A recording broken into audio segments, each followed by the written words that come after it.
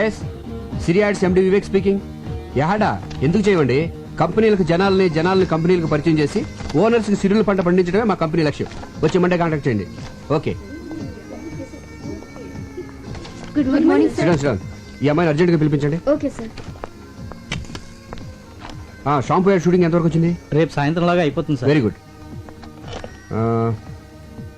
సిడమ్ రేపు morning soap ad చూస్తాను. నేను చెప్పిన 2 షార్ట్స్ మార్చండి. Okay okay sir.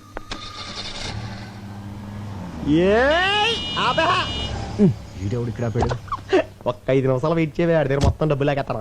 ఇదేమన్నా పార్కింగ్ ప్లేస్ అనుకున్నావా లేకపోతే నీ బ్యాంక్ అనుకున్నావు? ఒరే సాంబి నువ్వా? అవునరా, నా అవసరానికి డబ్బులు ఇచ్చి అది థిక్కెస్ట్ ఫ్రెండ్ నా బ్యాంక్ ఆఫ్ వివేక్ రా. నువ్వు కాబట్టి బతికిపోయావు ఇలా ఆపినందుకు. వేరేడైతే చెప్పొచ్చు కొట్టేది కాదు, వదిలేసేవాడిని.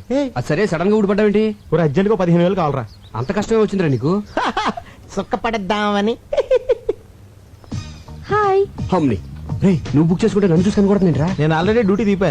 నీకు ఇంట్రెస్ట్ ఇస్తున్నట్టుంది. ఇంట్రెస్ట్ ఉందా? చేసే అప్పులు చేసి డబ్బులు ఇలా తగలబెడతావిట్రా? 15,000 అంటే మాటలా? దీనికి జస్ట్ 5,000. మిగతావి గెస్ట్ హౌస్ లో క్యాండిడేట్ ఉంది, కొంచెం ఫ్రెష్ లే, ఆ మాత్రం రేట్ ఉంటది. నీ మొహానికి ఫ్రెష్ క్యాండిడేట్ కూడా ఒకటి. సూర్యచంద్రులు ఫ్రెష్.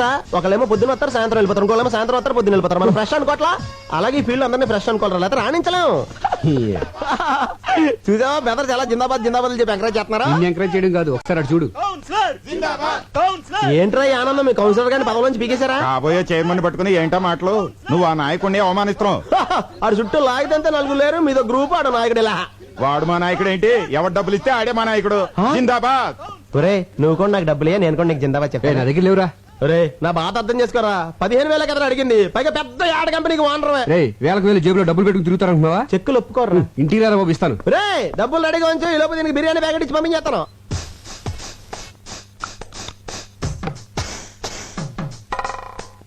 ఏంటి ఏం చేస్తున్నావు?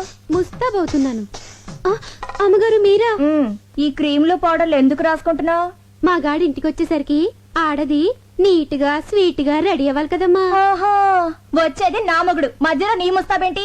పని మనిషి దొరకడం కష్టం అవడంతో నీతో భరిస్తున్నాను. వెళ్ళి పని చూసుకో. ఏంటి ఇది? కిటికీల జాకెట్ అమ్మా.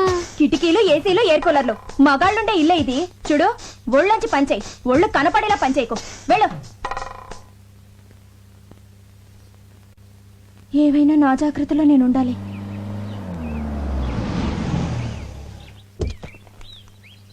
అమ్మా. సంధ్య ఏంటండి లేట్ అయింది? ఆలస్యంగా వచ్చాను కదా, అందుకే లేట్ అయింది. పార్వతి, ఏంటయ్య గారు? థియేటర్ ఆన్ చేసి స్నానం చేసి డాక్టర్ దగ్గరికి వెళ్ళాలి. దేనికండి?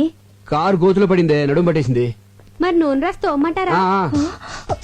ఏంటే ఆడదాన్ని నువ్వు తవ్వుతావా? పోని తొక్కమంటారా? ఆయన నా మొగుడే, పైగా మగాడు. మగాడు ఎవరికైనా మగాడే కదమ్మా. అందుకని ఎగరేసి పోదాం అనుకుంటున్నావా? నా కాపురం మీద నీ కళ్ళు పడినట్టున్నాయి. నిన్ను పళ్ళొంచి తీసేస్తున్నాను. వెళ్ళిపో, వెళ్ళిపో. వస్తానండి అయ్యా. ఎన్నింటికి? ఎన్నింటికో నేను చెప్తాను, ముందు నువ్వు వెళ్ళు. వెళ్ళు. సంధ్య, పని మనిషి కదా, దాంతో నీకేంటి? ఏదో తెలియక అవుతుంది. మీరేంటండి దాన్ని సపోర్ట్ చేస్తున్నారు? సపోర్ట్ అంటే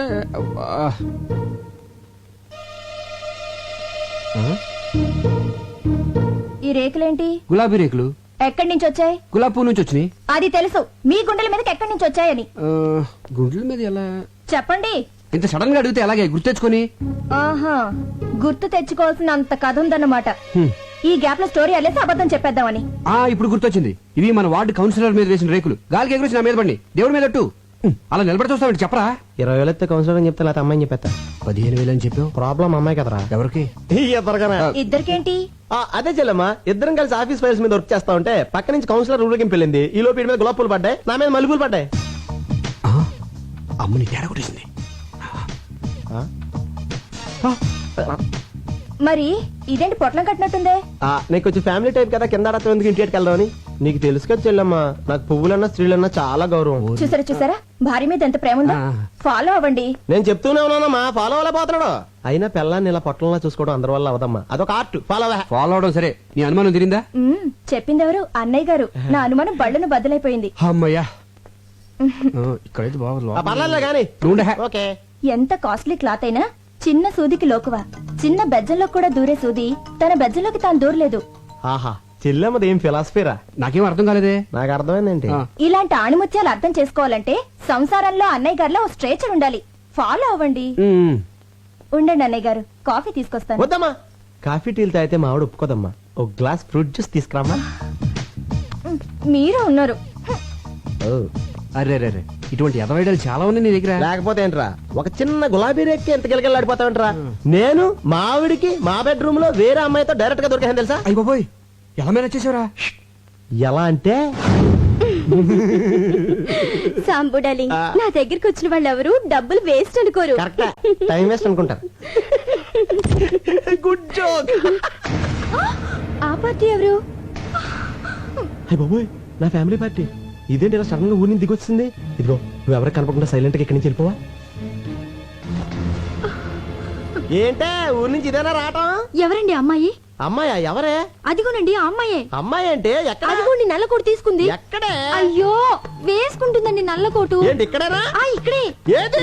ఇక్కడండి. కనపడదే. అదిగో జుట్టు సవరించుకుంటుందండి. ఎక్కడే? అరే హ్యాండ్ బ్యాగ్ కూడా తీసుకుందండి. ఎక్కడా చెప్పు. వెళ్ళిపోతుందండి అమ్మాయి. ఎక్కడికి? ఏంటే నాకు కనపడిన అమ్మాయి నీకు ఎలా కనపడింది? వెళ్ళిపోతుందండి.